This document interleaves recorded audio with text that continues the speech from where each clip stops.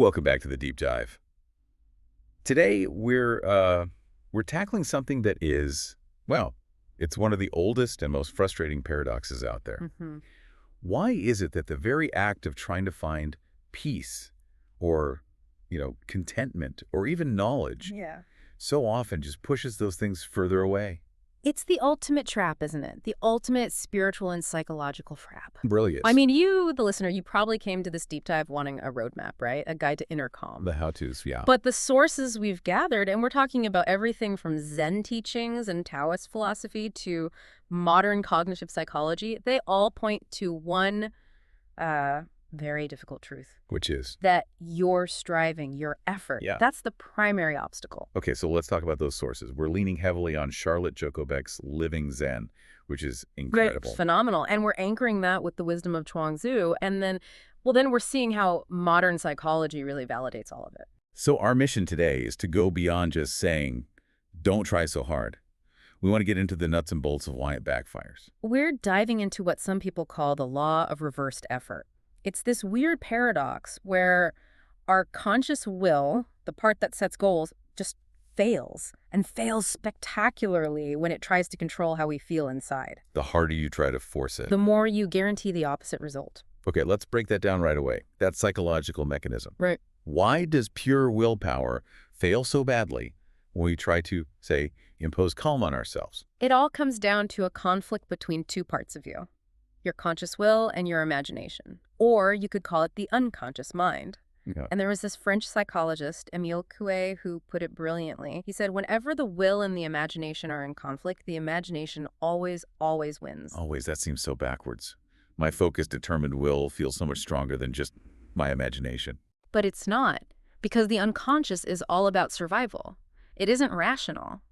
So when you're consciously trying to force something, your imagination often conjures up this image of failure or danger. Okay. And that image of danger, even if it's totally made up, triggers a much deeper biological impulse, a fight or flight response that just completely overpowers your logical decision to, be calm now. The classic example is insomnia, right? Yeah. That's so relatable. Exactly. Your conscious mind is desperate for sleep. But the second you start thinking, I must sleep, your imagination just starts this loop of anxiety and stress about not sleeping. The effort itself creates the noise that keeps you awake. And you see it physically, too, the whole balance beam analogy. Yeah, that's a great one. If the beam is on the ground, you can walk it easily. Your will and your imagination are on the same page. No problem. But put that same beam between two skyscrapers.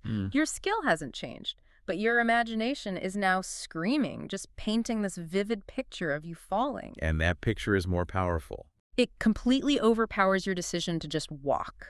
Your imagination wins. You freeze up. Which is a perfect setup for that Taoist story about the archer. Yes. When the archer's just shooting for fun, for no prize, they have all their skill. They're just in the flow. Completely. But the moment you introduce a prize, even a little brass buckle, they get nervous. And if the prize is gold? Then the archer sees two targets. They're out of their mind. The need to win, that attachment, it divides them. It drains all their power. So, okay, if striving for gold or striving for peace is the problem, what's the alternative? How are you supposed to move forward? Yeah. I mean, we all have jobs and bills to pay. You can't just not have goals. That's a fantastic question. And no, the answer isn't to just wander around aimlessly. The key distinction is something you see in a lot of mindfulness practice. The difference between a goal and an intention. And that difference is huge, isn't it? Especially for your mental health. A goal immediately yanks you out of the present moment. It does. If my goal is I have to feel totally calm after these 2 minutes of breathing, I've instantly created a gap between my reality, which is, I'm distracted, and this future I want. That gap is just pure tension. Precisely. And it guarantees disappointment. An intention, though, is different. It's rooted right here in the present. It's just a direction. My intention is to sit and practice for the next 5 minutes. And that can't fail. It can't fail because it doesn't require a specific result. It's about the process, not the prize. It invites curiosity, not judgment. And without that distinction, every spiritual practice, every self-help tool, it just becomes another thing for the ego to collect, right? And you've just walked us straight into Chögyam Trungpa Rinpoche's idea of spiritual materialism, which is this very human tendency to use all these spiritual tools, meditation, workshops, teachers, not to get beyond the ego, but actually to make it stronger. to decorate it. It's like a hostile takeover of your own spiritual path. The ego wants to be solid. It wants achievements, a big title, a lot of money. And when that stops working, it doesn't just give up. It just changes its ambition. Now it wants to be the most enlightened person in the room. Every little insight becomes more fodder for the ego. That thought, wow, I just had a really profound experience, or I finally get it. That's the ego putting its brand on it. That's the ego claiming ownership of something that by its very nature has nothing to do with a separate self. This is why some people say enlightenment is the ego's ultimate disappointment. Because the I that was striving for it can't survive it. Exactly. And this striving, this whole engine, seems to come from a really deep place. The Zen tradition has a name for it, right? The imaginary baseboard. Yes. Let's really spend some time on this, because if you get the baseboard, you get so much of Zen psychology. Okay. It's a defense system. We built it when we were kids because we decided that ordinary life, with all its messiness and pain, was just not okay. So we built this internal system, this metaphorical baseboard, to block all that out. So now, as adults, when something unpleasant happens, a critical email, someone cuts you off in traffic, we don't just feel the thing itself. No, we plug into that old baseboard, and the shock is magnified, like 10 times over. The internal wiring turns a tiny annoyance into a massive internal crisis. So the pain feels like it's coming from the outside, from the email or the other driver. But the real distress is coming from our own defensive reaction. It's the shock from being plugged into our own wiring. The problem is the magnitude of our internal upset. And that explains so much conflict in relationships. The couple starts fighting, and they think it's about the dishes. Right. They're certain it's about the dishes, but really the distress is coming from each person being plugged into their own baseboard because of what the other person did or said. They're fighting the shock from their own circuitry. Yes. So the real work, the deep work, isn't to win the argument about the dishes. It's to become friends with your own baseboard. To learn to just sit with that discomfort, that defensiveness, instead of lashing out. And when you stop fighting, you let the flow of life back in. Which brings us to that analogy of the river. A perfect transition. Because Zen sees life as this huge, flowing river. And we as individuals, we're like these temporary whirlpools in the stream. And we spend all our energy trying to protect our whirlpoolness. Right. Setting up these hard boundaries. Exactly. And all that effort just makes the water, our life energy, get all clogged up and stagnant. Because the whirlpool is terrified of dissolving. It doesn't get that it's made of the exact same stuff as the river. It doesn't realize it is none other than the stream itself. We're all caught in this dream of being separate, and that is the source of all our suffering. So transformation is about reversing that. It means we have to stop worshiping what you called the false god of comfort. We do. We have to stop running. The practice requires relaxing into what's called the cocoon of pain. Okay, that sounds intense. Resting in pain.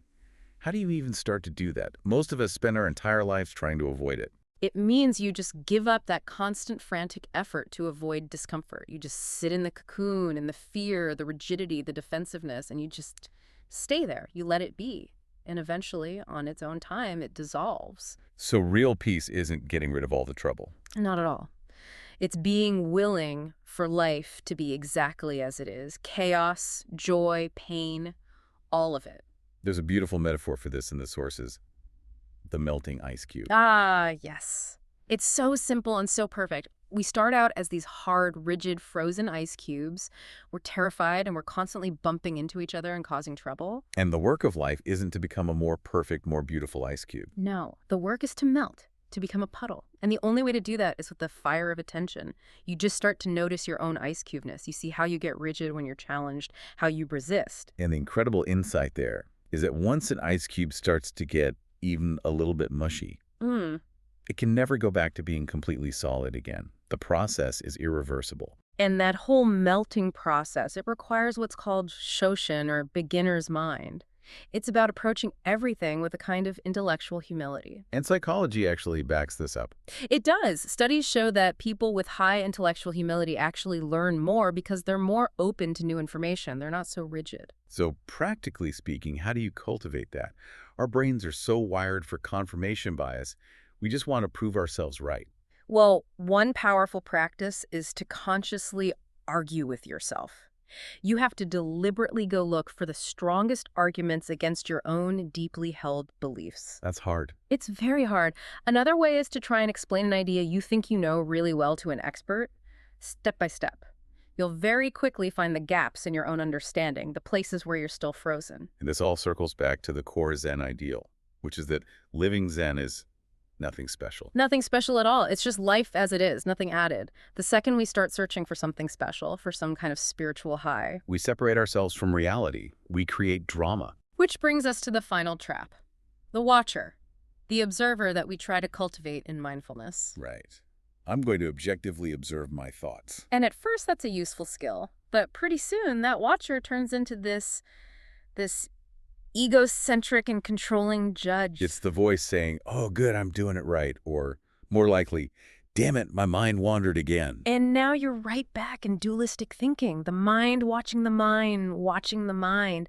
The watcher just becomes the ego in a new, more sophisticated disguise. So how do you get out of that loop? How do you disarm the watcher? You realize the watcher is also just a thought. You don't fight it. You just notice it. You see that the judgment itself is just another fleeting mental event that's pulling you out of the moment. So true mindfulness is just doing the thing. Just doing it. If you're hammering a nail, you are just hammering. The moment you notice the commentary, I'm hammering well or I'm hammering badly, you just see that. The noticing is the meditation.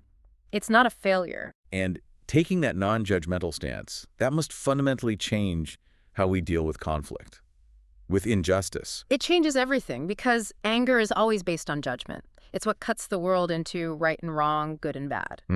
The sources suggest that for a spiritually mature person, the opposite of injustice isn't more justice, it's compassion, a life that goes against nothing. So real forgiveness isn't some intellectual exercise where you decide to let someone off the hook. No, it's on a whole other plane. It's what happens when you let the angry, separating thoughts just pass.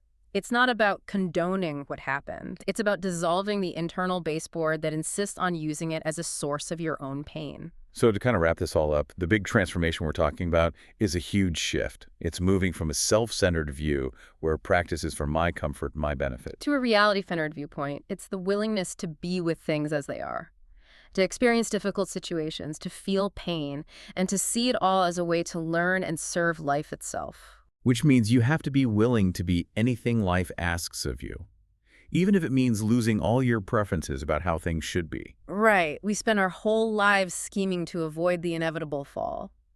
But the truth is, we are always falling. And the big realization is that our lives are, in a strange way, absolutely hopeless. Wonderfully hopeless. There's no final control, no ultimate protection. There's nothing you can do to stop the falling. And that's not depressing. No, that's what makes it wonderful, because the only thing you can actually be is this current second. I can't be 5 minutes ago, and I can't be 10 minutes from now. I can only be here. Right now. And when you give up the need to control and judge, when you see there's no solution, then there's also no crisis. Each second just is. The wonder is always here, even in the middle of chaos, if we just stop interrupting it with our drama. So a final thought for the listener to take away from all this. Yes. Think about your biggest difficulty right now, your biggest struggle, and just ask yourself this. Can you just for a moment view it with curiosity instead of with a self-centered drama?